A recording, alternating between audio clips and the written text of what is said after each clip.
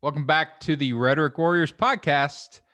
We are helping America persuade America. Mhm. Either it's been forgotten or never learned. I'm not sure. Complicated times require sophisticated techniques. So let's go into rhetoric, as somebody said to me last week or the week before. Did they? Yeah. I get rhetoric That's shameful. and rhetorician, people say. And it's supposed to be Instead of rhetoric rhetorician. and rhetorician. But these are very arcane words, so I don't blame Right. people at all. I'm Dr. Dan French, late night comedy writer, Hollywood, stand-up comic, founder of Rhetoric Warriors, PhD in rhetoric. So I like this stuff. I like talking about it. Here in the podcast, I talk to comedians about their politics. Never know what's going to pop up from those heads. I talk to conservatives and try to convert them because I'm fascinated by the right and fearful of it. And I talk to persuasion pros and academics and theorists and rhetoricians. I have more rhetoricians on this podcast than any other podcast. And I'm happy to be among them. Yes. My guest today, as a doctorate from in Comm Studies from UT, I'm not exactly sure what you did there. I always thought you were performance. Right, but it's still the Comm Studies department. Yeah. Oh, it's totally. So yeah, performance of literature emphasis. Yes. So they always drag into everything in Comm Studies. Like my PhD is a third cultural studies, a third interpersonal, and then a third rhetoric, probably half rhetoric. Right. But that was just because I started in a new program and they didn't really have courses. So I just took whatever. And there were smart people in those things. So it was fun. So UT Austin by way of Berkeley, good liberal bona fides right there. And Northwestern in between. Oh, so well, you got it all. Yeah. Rick Sherwood you've been a professor. You've been a professor, an editor, and a grant writer. Those are the things. Right. That's what I'm doing now. Professionally. So everybody welcome Dr. Ruth Goldhor Chlebowski. Got it. Man, hello. That's a name. It is. It's a mouthful. You can just say Dr. Ruth. Dr. Ruth. I've got the height. What's that? So that one's been taken. It's true. It's true. But I always had my students call me Dr. Ruth because it was just, look, Goldhor wasn't exactly, a cakewalk for a name. And Chlebowski is like no improvement. So what are you going to do? Dr. Ruth. It has a certain je ne sais quoi. Yeah, it does. All those names, like every one of those names, they're complicated, but they're interesting. I mean, Goldhor, come on. Yeah. The one famous member of our family who has published is Harriet Goldhor Lerner, whose her books are The Dance of Anger, the Mother Dance. It's all the women's self-help. She started publishing, I think, early 80s. Yeah, I've heard of that. Yeah, she's a second cousin to me. Ah. Yeah. I had a friend in LA, a writer whose name was, what was his real name? I can't remember. We called him Goldie because his real name was like Goldberg Belowski something or whatever. And you're like, yeah, he became Goldie. I knew him as Julius Sharp, but that's not his name at all. That was some pseudonym that he took, but his real name was Gold something. And then he became Goldie. And now he's running a TV show, runs a sitcom. Yeah. Great writer. Goldie's a good name too, right? You could be Goldie. Nicknames over the years have been things like Goldilocks. And there's all sorts of variants on it. I don't see that one. I don't see that one for you. Goldilocks. Actually, that was one my dad used. Oh, okay. That was one that he liked. Well, we're going to talk about today, Dr. Ruth. Well, we're going to wander through. You've been listening to some of the podcast, and you were saying before we got started that you feel lucky in that you're not intimately connected to any Trumpers. Right. So that fight isn't really my fight, which is not to say either, though, that I don't have a dog in that fight, because, intellectually, still in my mind, those arguments persist. And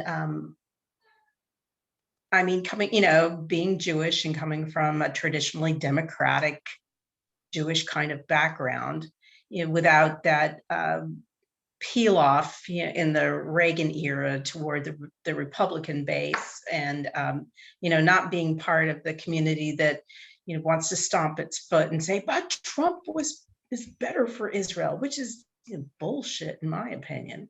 I don't see why, just because he and Netanyahu are of somewhat similar character, that somehow made their palsy-walsy relationship did not mean that that somehow Trump was better for Israel.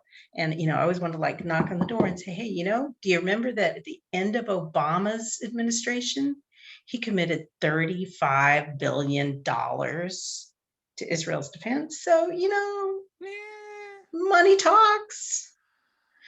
Money talks. Yeah, I think now too, like, well, like you, I left teaching. It was unbearable.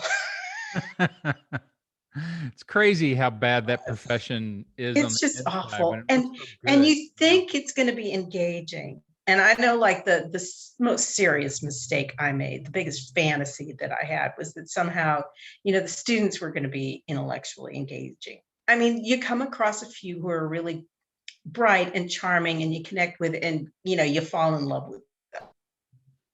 But the majority, no, not really, not. And then too, in teaching something like public speaking, which was the bread and butter course for us coming out of Comm Studies. Teaching public speaking was like you had to be subject to these dreadful speeches, and I had to be audience to them, which I really didn't want to be. It was hard. Yeah, it was hard. That. Yeah.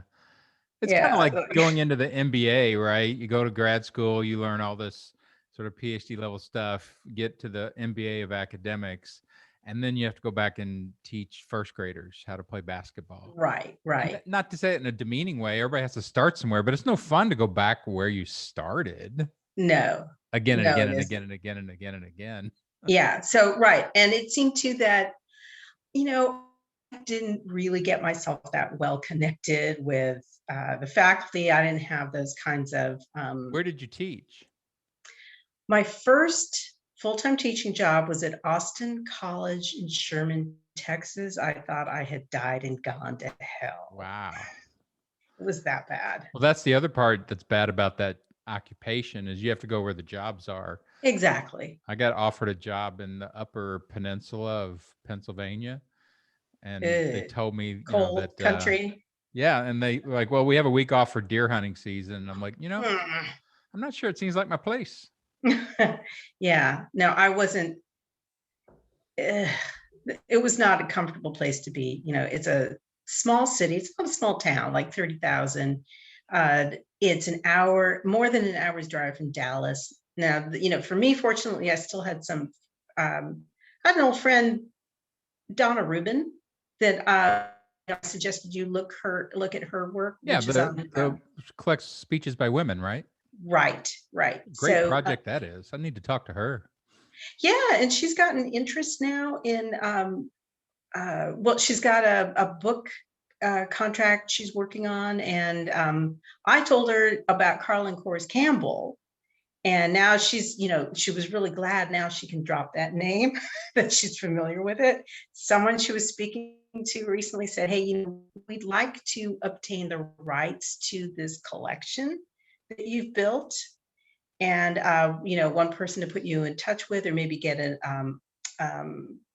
like a tribute from, would be Carlin Cores Campbell. So now she knew that name because I had already put it in her ear. I haven't kept up with those guys like Kathleen Jamison and Carlin Cores over the years. Like, are they still kicking around in the actively in academics? I think is retired. I don't know about Jamison. She was someone I did not want to stay in touch with. People had strong opinions about Kathleen. Yeah.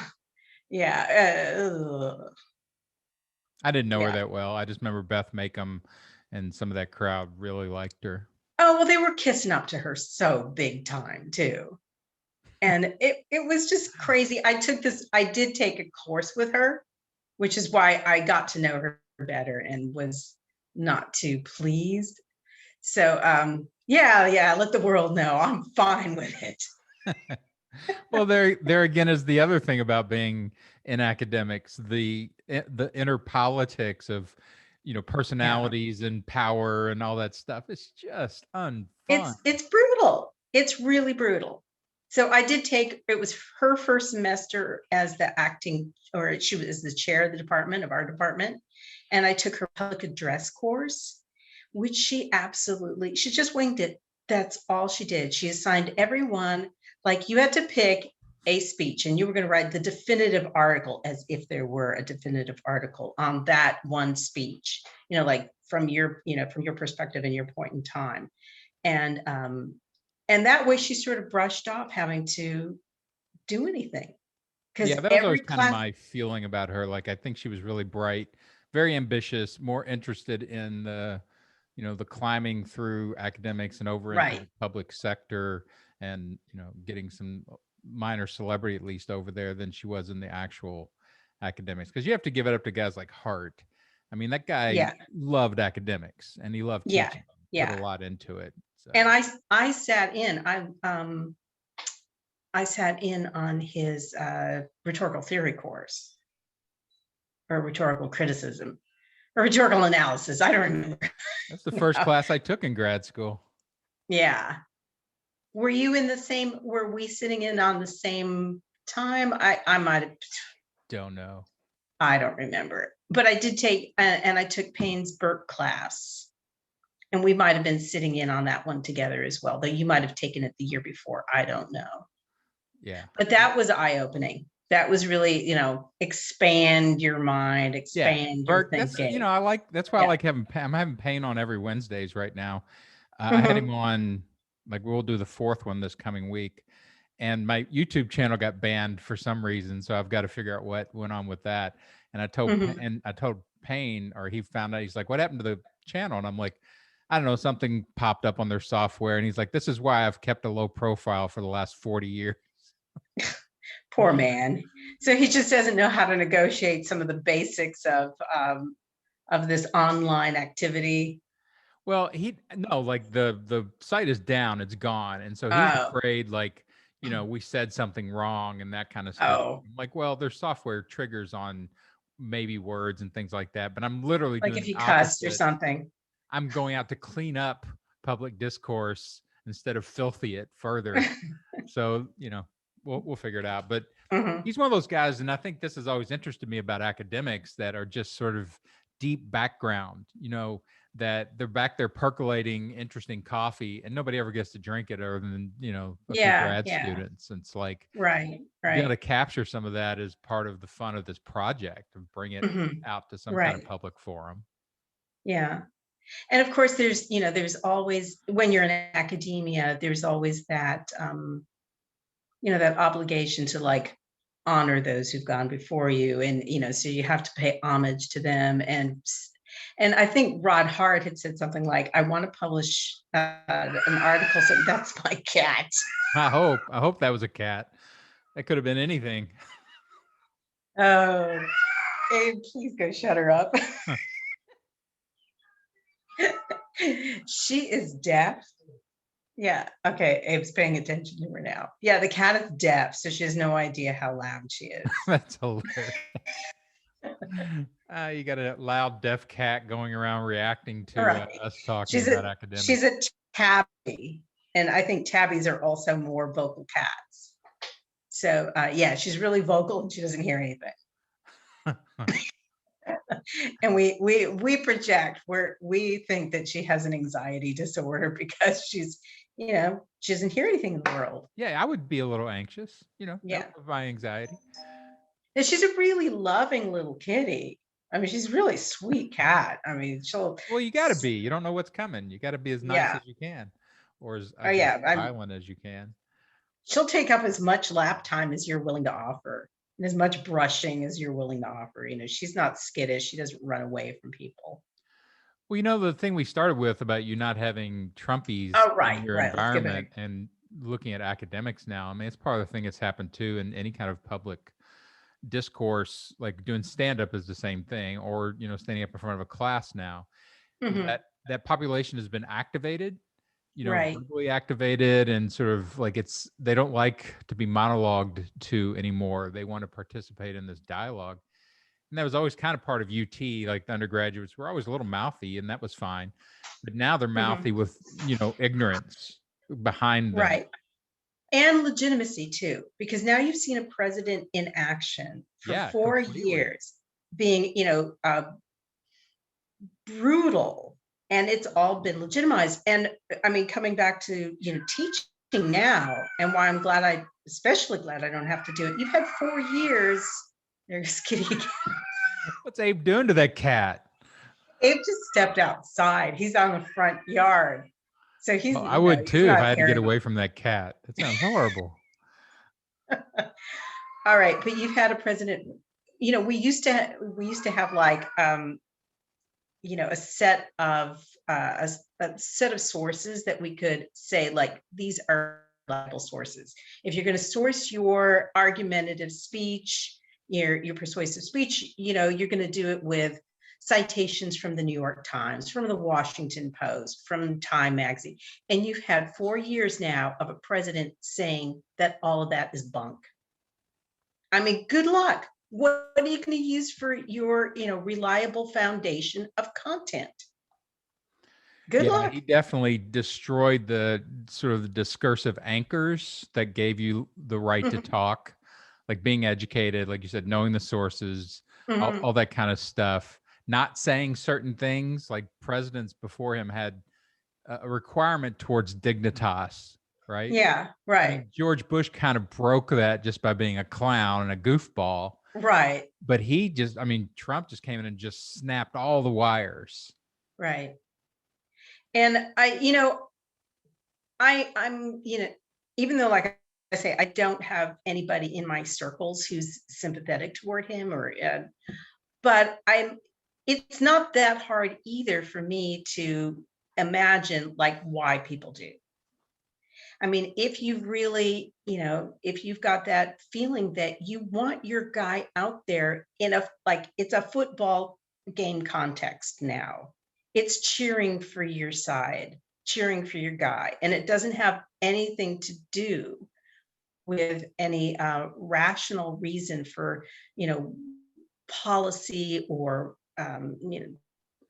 policy or procedure that this person represents, or ideology. Other than that, it's a matter of, you know, this guy at some level, people perceive him that he gets them, which is like He what does a, far more, I think, than most traditional politicians. I think yeah, what you just said there is, more people would rather be at a football game, cheering rowdily and, demonizing the opposition, because it's just more engaging. It gets the adrenaline going, and that people are into it. yeah, and Instead, I really like that metaphor. That's exactly right. That mhm, people are turning into fans of politicians instead right, of logical adherents or right, followers of politicians, and it is that fandom of there's no mhm, logic to the team that you love. right. It's just you It's were just the born home team. there or you were told, and then it becomes, that zealotry, and that's a good Mhm, explanation for that side. mhm. So you're not a zealot. You don't get the fan feeling for politicians. Nah, nah. I don't think. I mean, the other. Who have you liked? Were you an Ann Richards fan? Were you like Oh, yeah. I certainly appreciated Ann Richards. Total fandom? Beto? Like the whole No. he I hasn't voted done for him, anything, but but man, he no. got some fans. The left fans him. They have fanboys and fangirls for him. I know, but as far as I'm concerned, he's really just about running for office. That's all he's really about. He loves the campaign. He loves the presence among the people. He loves the energy that creates. But Yeah, I we have didn't no see. idea what kind of a governor he would be. No, right. So But McConaughey came out yesterday and really, said I want to throw up. he wants to run. But that's so perfect within that fan culture politics. Yeah. Yeah, and really, we don't need another actor. I mean, by the way, was Arnold Schwarzenegger, was he so effective in California? No, really not. And yet But he was at least an intelligent he is guy an who got intelligent it. guy. Yeah, You and I know? do appreciate some of the videos that he's done in response to Trump.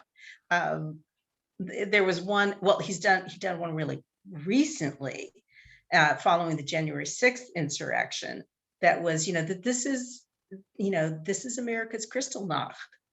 And that he grew up in the post-war era, and that his father, like so many other men of that time, was really destroyed because of Yeah, having that been. was a pretty intense video. Yeah. But he's got that nationalistic feeling. You can tell, like it's real. Mhm. He's authentically grateful to America. I mean, he may have been authentically grateful to Austria if he'd have stayed there, but he's got a nationalism to him, and it's Right. directed, I think, in the right way for what's been sort of the healthy American nationalism. Being the country that defeated Hitler, and being the country that does allow people, does encourage entrepreneurship. Yeah, all that stuff. The openness, the way we used to celebrate just how open this country was, right? Just Actually, probably my fave is Hillary Rodham Clinton. really, I you're do able have to a soft fan it spot. up for Hillary. Yeah. I mean, look, she's so smart. She is smart. So experienced. Yep. Both. Yeah. And God, do I feel for her that the class clown beat her out? Like, why does the class clown beat out the smartest girl in the class? I've been there. So I totally get it. And it just makes you grind your teeth. And then you just go back in your corner. Yeah, it's hard with her. I mean, I think, she doesn't have that kind of charismatic celebrity that everybody reacts to now. She clearly super qualified, super smart, super dedicated. Whether it's out of a healthy dedication or some kind of unhealthy obsession with, by God, I'm getting this. I don't care. Because she's a policy wonk and she gets it. Yeah. I mean, she's got guts. She misses that kind of, just walk in the room and, light it up thing. But like her husband had lit clearly. It up enough for me, man. I get it. And I reacted to her too. I'm like, okay. Yeah. Okay. So maybe not, Pokemon Go to the polls. All right. So that was kind of a faux pas. But other than that, no, she, But her political instincts weren't like her husband's. I mean, his No. was so spot on. He was so good at reaching out to soft populations and, all that kind of stuff. And she just has, she tries to soften. And I think she has a softness, especially towards, I mean, her stuff about, young girls and things like that was just so spot on. Moms who've lost children and like when she lost, I mean, I was mad for a few days because I was like, you gave that to Trump. Anybody else, I think Biden would have destroyed Trump. She didn't give it to Trump. You know who did? Former FBI director. What's his name? It shouldn't have been that close. No, my point is, like, if he hadn't said her emails, maybe we didn't have to hear one more round about her emails. Maybe. I don't know though. Like, and she has been the most unfairly slandered person in all of history. Yeah. But she gave what? This is something interesting. I think someone I know, I swear, and he now he tells me like, no, I didn't say that. And this is something too about the power of suggestion, because this is a friend of mine, an intelligent guy, and he made this offhanded remark about, oh well, and this is a few years before Hillary was running. Everybody knows she's a lesbian. And there was this, and I was sort of like, really? And because it was coming from someone I know and I trust, I thought, did I miss something? Yeah. I mean, I know, I mean, understandably, her marriage has had, has been strained and has had issues, but Yeah, it's been strained. yeah. And then, but it's like you can't, you don't always have well, I guess today actually you do. You always have your phone in your pocket and you can Google Snopes. And yeah, and it is a thing on Snopes that there's been a whole rumor mill about her being gay. And just this kind of bullshit that gets hurled around, and it's so disarming. And I think we've also been through 4 years of being disarmed by bullshit. And the whole business of fact checking Trump, which to me is like, well, kind of waste. But look, when people are told crap, rumor, by someone they trust, they run with it. It's easier to absorb. Well, and that is the economy of entertainment content. Entertainment content is not fact checked. It's not slow and specific and authoritative Right. and all that. It's just, hey, is Hillary Clinton a lesbian? Here we go. And now for an hour, we're going to have people saying, yeah, she is. People saying, no, she's not. And by the time we're done, you'll have an opinion one way or another. But, yeah. So to Or me, she's operating, or she's operating a child porn ring in a pizza all parlor that in the stuff. basement, Like, whatever. it's fascinating to me that once entertainment broke over into the news, which happened with basically cable news, that Right. you import all that sort of content structures. You Mhm. lose all that sort of past accuracy and truth vetting and all that kind of stuff. It's gone. And Right. to me, the left has to play. They don't have to play the game the way that the right plays it, but they have to understand they're now in the entertainment game. Yeah, but that's also like I get really exhausted from watching CNN or the commentary on CNN or MSNBC, because I'm sympathetic toward it, but I don't need what was the phrase that was repeated so many times was, this is unprecedented, during the Trump administration. This is unprecedented. I get it. Of course it's unprecedented. You think I need that message? You think I don't? And then the focus too, almost exclusively on Trump. It seems like we had an entire vacuum of news. There are other things going on in the world, and yet they were not reported, at least on TV. Right. Well, they're not. Yeah, that's kind of the thing. Again, having worked in Right. entertainment forever, if you have one, if Andre the Giant is in the room, Mm-hmm. it's like if you ever watched wrestling, Andre the Giant was so much bigger than everybody. If he was Right. ever in a wrestling ring, they used to do this stuff of like 15 or 30 wrestlers.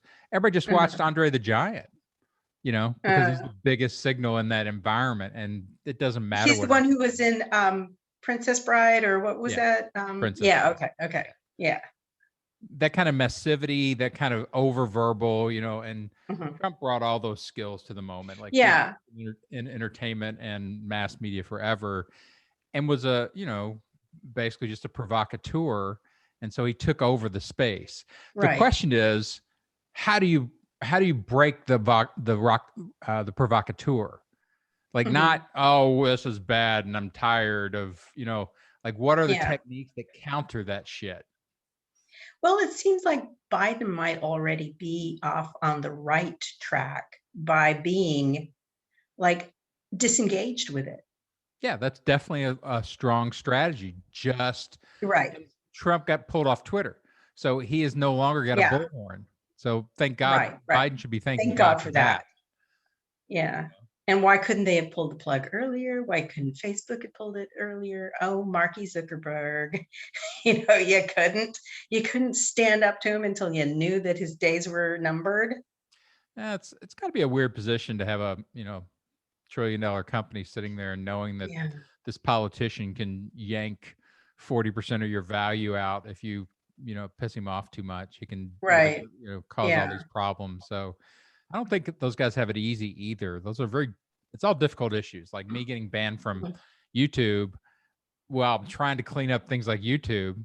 I'm not Mhm. upset about it, but there's Mhm. no due process. There's no explanation. I can't get to Mhm. anybody. I'm having to go around the back door through some things to try to talk to people. It's just Right. the nature of public discourse right now. Um, but, And there was something, I don't know if you saw this, but it is an interesting rhetorical work. There is a video short, like 3 minutes long, really like a Nazi propaganda kind of film, that the viewers, that the rally goers on January 6th, that they saw. You might want to take a look at that. It was all, yeah, the big militaristic display of weapons, and then too, um, like Nancy Pelosi being, is like identified as the enemy, and of course she's surrounded by Chuck Schumer and Nadler, the Jewish guys, and it's like, oh shit. well, that's the other thing, right? I mean, Trump's enemies, he's stayed away from, kind of the Nazis and the traditional enemies. I mean, the Jewish people were always a good enemy because they weren't, the core population. They Mhm. were a side minority population, and it was just one of those kind of easy targets for so many Mhm. European countries. Yeah. And because it's been sensitized, I think it's the only reason why Trump and those guys aren't going after, things like that. They're going after Well, hold it.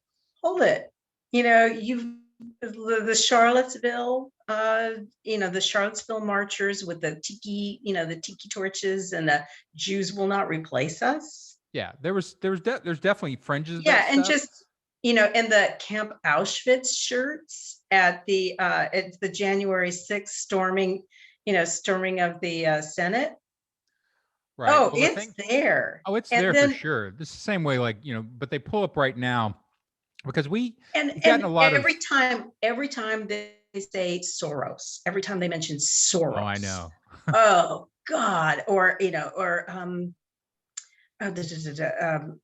Bloomberg, or any of, like, they just, Blumenthal, just start dropping those names. Oh, the Jews.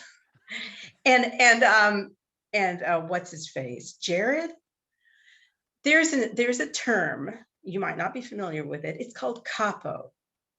A capo was a Jew in a concentration camp who cooperated with the Nazis and, like, lined the people up and made the decisions about who's next in line for the gas chambers. I mean, I'm not getting this 100%, but a capo is someone who, an insider who cooperates with the enemy.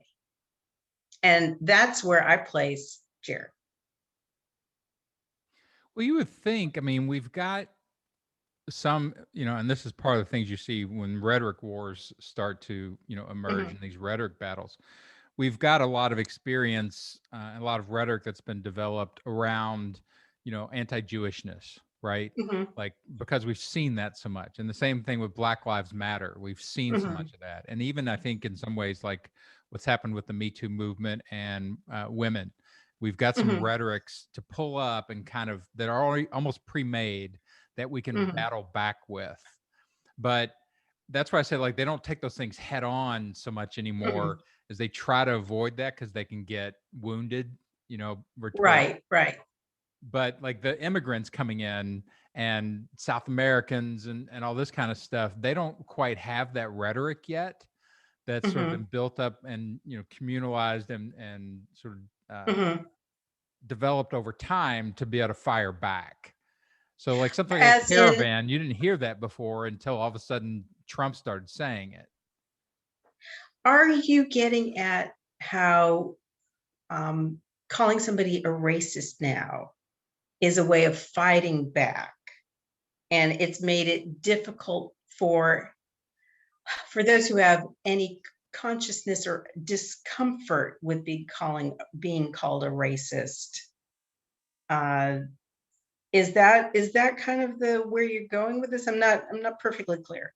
Well, what I'm trying to do is like one of the I mean, it's projects. bad to be. We've gotten to a point where, on a public level, it is bad to be a racist, to be identified as racist. We've come to a point where, on a public level, it is bad to be identified as an anti-Semite. That doesn't mean that people don't harbor racist ideas and feelings, or don't harbor anti-Semitic ideas and feelings. Whereas, let's say, and are you saying then that something like, caravan was a term that didn't quite have any context like that, didn't have any connotations and context for it? Is that what you're suggesting?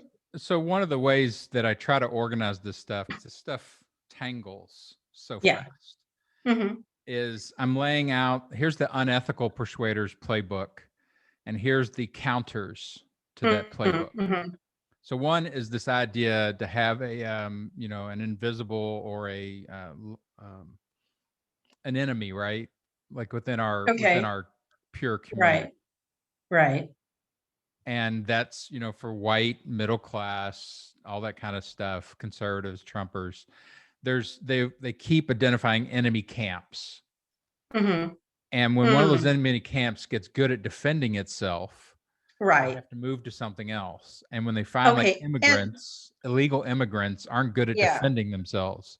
Okay, and because Jews have defended themselves over the years in the United States, we have gotten to a level where being overtly anti-Semitic is out of favor.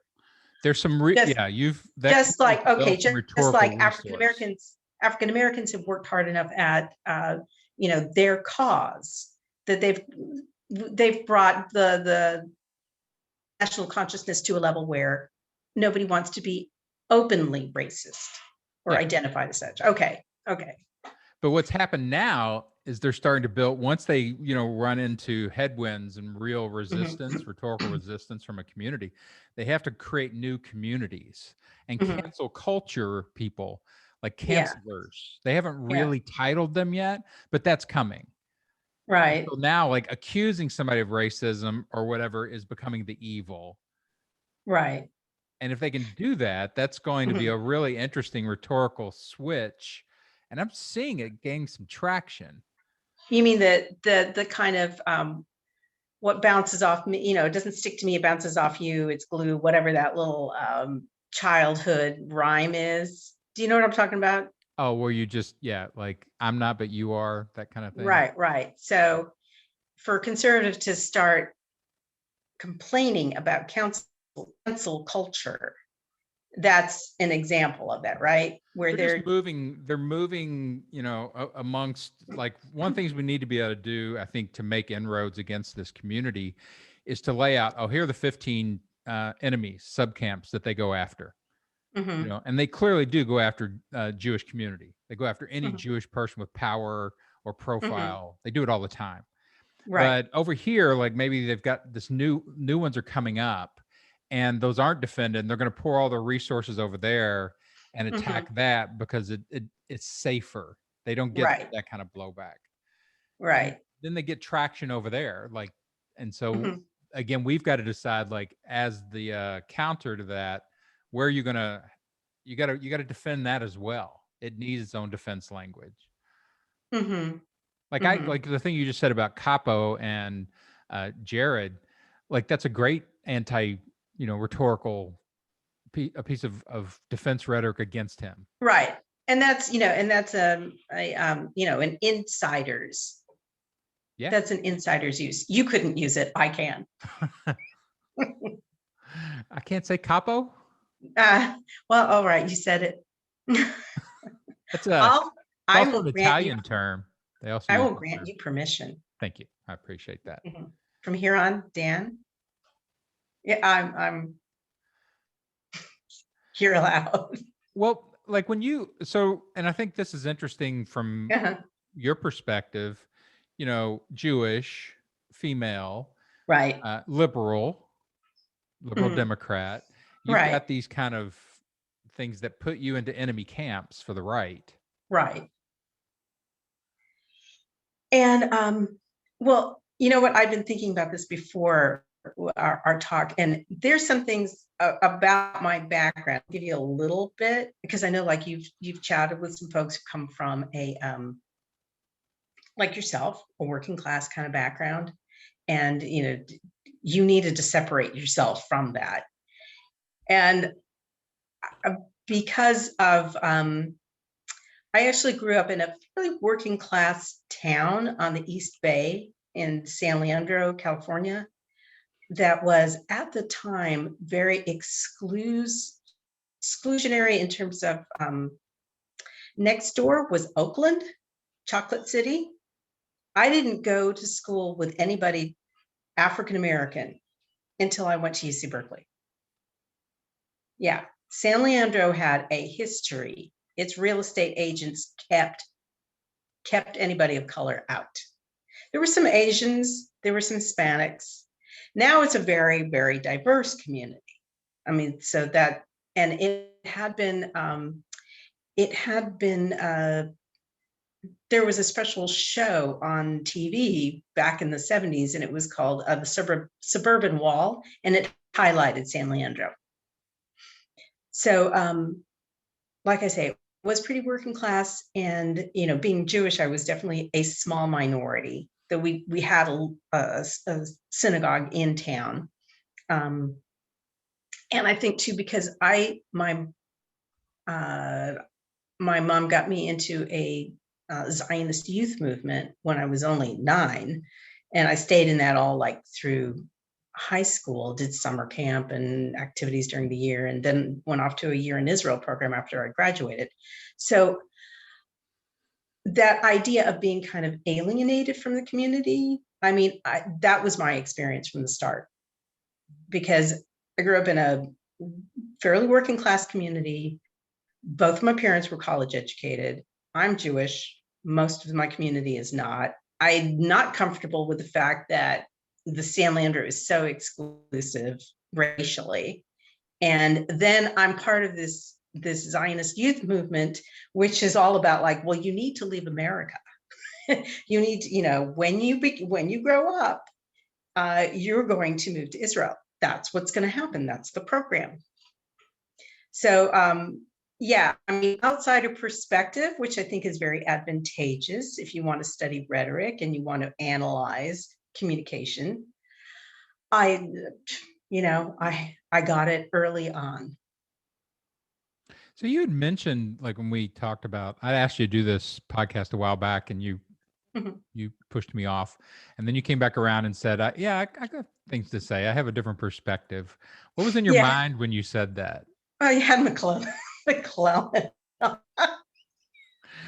I've said before, like this podcast. That's all I have to say. I've had like 40 people on now, and I think 36 have been middle-aged white guys, because those are my friends. Yeah. Like, I reach out, and those are the ones. I know. I kind of noticed that. And I'm like, what the hell? I look at the front page, and it's like it's 10 white guys who look, pretty much similar. Yeah. So McLennan was too much for you? Yeah. Why? Because his waspy nature? He looks so waspy. I remember the first time I met him in grad school, I just disliked him instantly. He had a pink eyes out on, and he was from Virginia, and I'm like, oh, that guy. And I talked to him. He's wonderful. But yeah. Yeah. Very. That's funny. So I thought I needed to like enter the mix. Good. And broaden it a little bit. Mm-hmm. Well, and I've always had this thing, the white male thing, clearly male. I identify in the masculine. It's what I grew up with. It's where I'm from. But really, it's class. Like for me, I don't share a lot of class values or experience with a lot of the people that I have worked with professionally and across. Entertainment and things like that. So I've always felt like that's my outsiderness. Like I talk much more brutally and directly than most people do. I remember in grad school, very early on, you came up to me one day and you're like, "Man, you need some polishing." Well, it was also I mean, you'd have a party over at your place, and you would just put a bag of chips out. I remember Lacey talking about it and saying, "Man, he doesn't even take a bowl out to put the chips in. He just puts the bag out."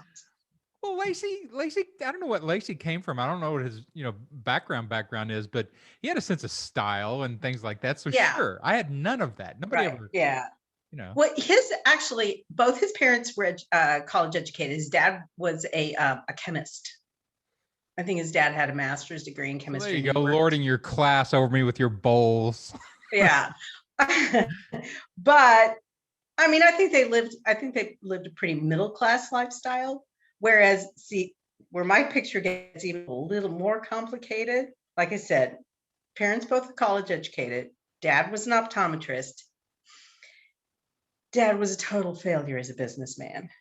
He couldn't, he ran his own little shop in Hayward, California. And if he had 3 patients in a day, that was a good day. Yeah. Optometry, which is supposed to make decent money. Yeah, right. That's because it's really a fashion industry. And he sure. never, that was beyond my dad. So he did mostly, the Medicaid and Medicare, or Medi-Cal in California. He would go to convalescent hospitals with test lenses for people who couldn't leave their beds. And I remember as a kid, go take a trip with dad, and we'd stop at the convalescent hospital, and he would give somebody an eye exam before, going back to his office over on B Street in Hayward.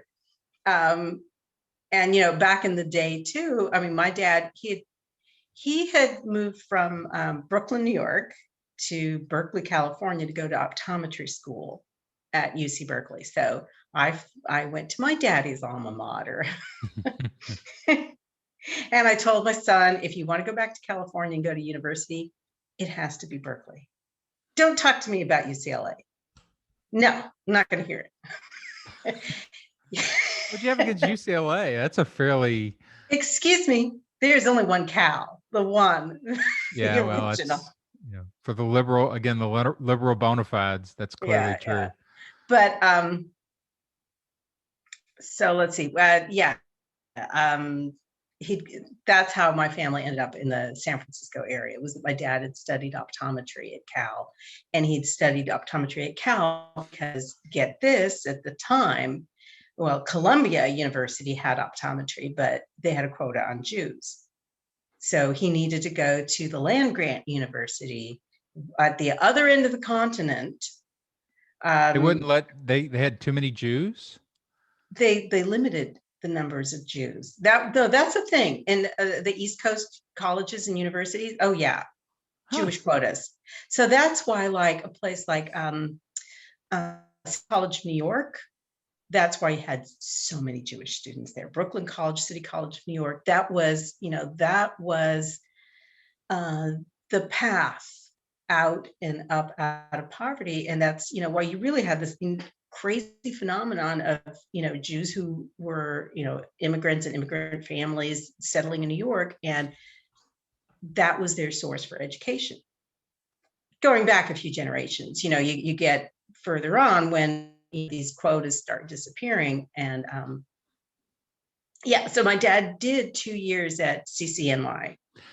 I'm curious. And then he went out to Berkeley. Since you're talking about it, so you were recruited in the Zion, the hardcore, and you were young. Yeah. Which I'm sure a lot of that starts with the youth. Yeah. How did you resist that? How did you not? Well, and see, my mom had been a member of a youth group too. My mom is a immigrant from, which she's from Austria.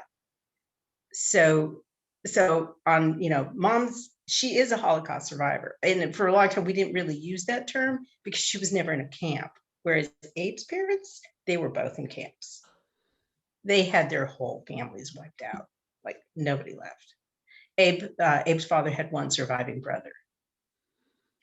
So, and then I think of this when I connect with other people who are also their families came from Europe, and it's kind of, like when we start talking about where they came from and how they got out and blah, blah, blah, it's kind of like that. Do you remember where you were when JFK was assassinated?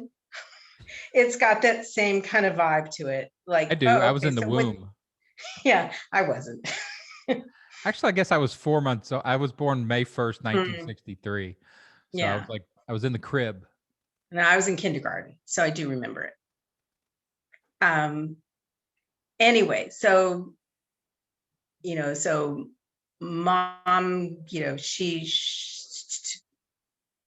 she leaves Austria in 39, goes, yeah. And when she got to a few years later, when she got to the United States, she belonged to the Zionist youth group. So, for her, I mean, that was really clear, like a place of refuge Sure. where they can't take your passport away. So how did I escape from it? There was a certain level of attrition. It's just like, I'm getting educated here in the United States. This is where my family is. This is where my life is. Now what's really the motivation for going? But the real kind of loss of innocence about it was in the early 80s, the war in southern Lebanon, where, I'd really it had been so ingrained in me, like, basically like what Israel always does, the right thing and the moral thing. And then and is never expansionist. And then it's like, so what are Israeli troops doing in southern Lebanon right now? Can you explain that one to me? So I had to do a certain reconciling with this idealism that I've been raised with compared to this reality. And yeah, then I'd say that, that enthusiasm, it wore off. And, I didn't see a necessity for uprooting myself from the United States of America. Well, and it is interesting, again, rhetorically. I had a guy on very early, Dan from Seattle, and he talked about his mother was a good liberal resistor, hippie, peace movement. Mhm. And he went to a lot of rallies with her as a kid and kind of stayed with that for a long time, and had even Yeah, gone to the peace rallies during Obama's administration. And now he was a right. Trump supporter. And I'm like, how did that happen? And he goes, well, I kept hearing all this stuff about peace and America, and we were after this, and it never takes root. It never has the Hmm. effect. We still stay in wars. And at least Trump said he was going to pull us out of all these forever wars.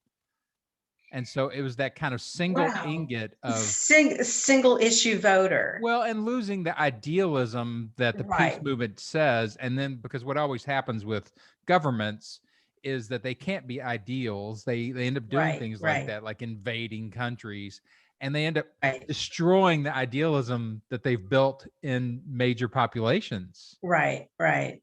Huh, huh. So I think that's probably more common than we think, like all the Right. promissory rhetoric in government. And you're seeing a lot of it Mhm, with Biden right now.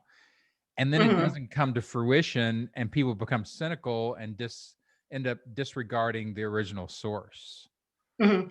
I've had a certain thought too that in some ways, liberals were maybe too effective, and they've kind of given, suggested too many ideas that the radical right picked up on, or even just right of center. I mean, to give you like a really simple and visual uh, example of that would be, look, it was, back in the 60s, it was the hippies who wore their hair long and they wore their bandanas and their rock and roll t-shirts or ripped up t-shirts and jeans. And then that became a thing for, eventually it became kind of a redneck thing, right? To Sure. wear your hair long and to wear your bandana and that whole that costume. And I think too that I can I'm like yeah, maybe this isn't a great example, but I'll throw it out there. We taught people to be, I think from a leftist point of view, it was teaching people to be critical and really to be, and ultimately to be cynical. Well, that's the Where the, thing. Like, when it goes all the way over from the pragmatic, where like you have the Mhm, idealistic, right? But then mhm, the pragmatist is like, yes, I don't want Israel to do things like this, but I understand why they did here. But then mhm, when it moves all the way over into cynicism, that's where you get all this political energy to go in and harvest mhm, from those cynical people. And I think that has happened a ton mhm, with the right. mhm. And I think that, the left was really initiating ideas like back in the 60s and 70s to be critical and cynical about the ideology and the idealism of America. We're not going to say the Pledge of Allegiance. We're gonna object to that because America has not lived up to its promise. Right. And yeah, so there is this sense I have about like, we did our job a little too well. It is true. You did teach in this again, this is rhetoric, right? To go in and Hmm. take apart the idealistic rhetoric, the Hmm. aspirational rhetoric, and you can't believe all that stuff because it leads you down primrose paths. But over here, Hmm. you're going down the dark path where you don't believe anything, Hmm. which I see a lot, especially like in comedy and things like that. Once people move over into that kind of dedicating their life to a deviant or alternative perspective, they end up just disregarding everything and they become very difficult to persuade. Hmm. So maybe it is. Maybe you have to look at what we're doing a little more in a little more sophisticated way, that you can't just Right. give people the critical abilities, you also have to give them believing abilities. It's just got to Right. be astute, Right. you know. Yeah. Right. And I think of like my experience growing up in the 70s in the San Francisco Bay Area. And even though I grew up in San Leandro, I had a lot of influence. Like I said, I was involved in the Zionist youth group. So I had a lot of connection with folks in Berkeley and in San Francisco. So, I was more oriented toward, I didn't feel like I was a part of San Leandro. It's funny, like there are little microclimates in the Bay Area, both from, literally, and there are those that are political as well. So, um, yeah, San Leandro was its own little political microclimate as well as having a real microclimate. And, San Francisco was another story altogether. Yeah, Yeah, and there was, California's always been an interesting location for yeah, it politics and is. the interplay of cultures and all that kind of Yeah. stuff. I used to say when I moved to Los Angeles, and people be like, "Oh, I don't like Los Angeles," and I'm like, "Well, then you don't like humanity because it has everything." You Yeah. know, you can literally find a pocket of full-grown little community that every lifestyle, every activity, every ethnicity, Mhm. I mean, it's a mall of humanity. Yeah. I had that feeling much more strongly about living near Chicago. Yeah, same thing. Yeah. Um, they're the ethnic communities. I think they're more distinct and they're preserved. I Yeah, and mean, they you do. got They have, Lithuanian neighborhoods. I mean, like Chicago and New York and Philadelphia and cities like that came through that first wave of all that stuff where you had, a lot of Hmm. times all white ethnicities kind of at war with Right. each other and so distinct, like the Czechs and the Germans and the French. Right. I came from Louisville, and it's named after a French king, but it's incredibly Right. German and has a lot of Hmm. Irish. And so Hmm. it's white, but it's diverse within that kind of ethnicity. But Hmm. you kind of lose that stuff over time, and people don't see those kind of Right. Right. border wars that were very common. Hmm. I think when you go back to that again, we talked about our ideals about America. That if you Hmm. celebrate the fact that yeah, we're in conflict with each other all the time with Hmm. everything. And Hmm. part of my theory within this stuff, like I'm finishing up a book That's the 21 Colosseums of Persuasion. And it's, You're working on a book now? yeah, and I've Very almost got it good. done. But it's this idea Good. that essentially, if you use a battle metaphor for rhetoric and Yeah. persuasion, then you're just moving people around to different types of battles. Mm-hmm. And if you can do that, then you can see, oh, here's what I need to win over here. And so, Mm-hmm. like this idea of identity politics and this sort of patchworkism that everybody really Mm-hmm. is.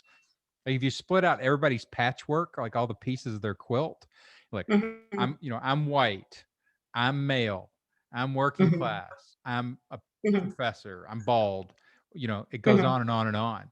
But once you have the patchwork, then you can do very specific things rhetorically with each of those things. But Mm-hmm. unless you split it like that and you sort of see it, you can't. It again, it gets tangled and enmeshed, and you can't be effective. Mm-hmm.